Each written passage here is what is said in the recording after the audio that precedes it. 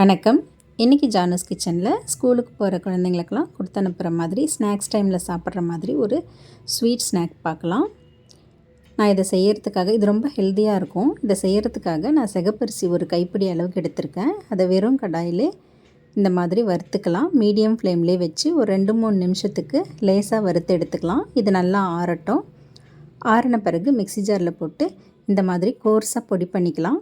ரொம்ப நைஸாக அரைச்சிடாமல் கோர்ஸாக பொடி பண்ணிக்கிட்டு இதில் கொஞ்சம் கதகதன்னு இருக்கிற தண்ணி, கை பொறுக்கிற சூடில் இருக்கணும் தண்ணி, ரொம்ப கொதிக்கக்கூடாது. அந்த மாதிரி தண்ணியை இதில் ஊற்றி இந்த மாதிரி ஈவனாக ஸ்ப்ரெட் பண்ணி வச்சிடலாம். தண்ணி திட்டமாக ஊற்றணும், நிறைய ஊற்றிட வேண்டாம். இது அப்படியே ஊறட்டும்.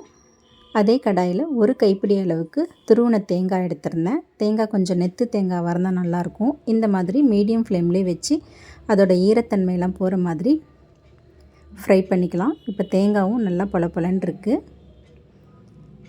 நம்ம ஊற வச்சுருந்த அவலும் நல்லா பொலன்னு ஊறி வந்துருச்சு. தண்ணியும் திட்டமாக இருந்தது. சாஃப்டாக இருக்கும் அவல். இப்போது இதில் நம்ம வறுத்து வச்ச தேங்காவை சேர்த்துக்கலாம். சேர்த்துட்டு இனிப்புக்கு தகுந்த மாதிரி வெல்லம் சேர்த்துக்கலாம். இது சுத்தமான வெல்லம்.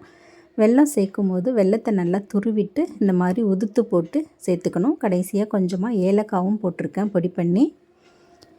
இதெல்லாம் இந்த மாதிரி ஸ்பூனால் நல்லா கலந்து விட்டுக்கலாம்.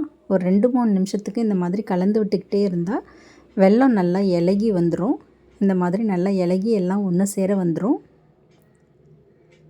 அவ்வளோதாங்க, ஒரு ஹெல்த்தியான சிகப்பரிசி அவல் ஸ்வீட் ரெடி ஆகிடுச்சு. இதை ஸ்நாக்ஸ் பாக்ஸில் போட்டு ஸ்கூலுக்கு போகிற பிள்ளைங்களுக்கெல்லாம் கொடுத்து அனுப்பிச்சா இன்டர்வல் பிரேக்கில் சாப்பிட்றதுக்கு ரொம்ப நல்லாயிருக்கும். ஹெல்த்தியாகவும் இருக்கும். பிள்ளைங்களும் விரும்பி சாப்பிடுவாங்க. Thanks for watching.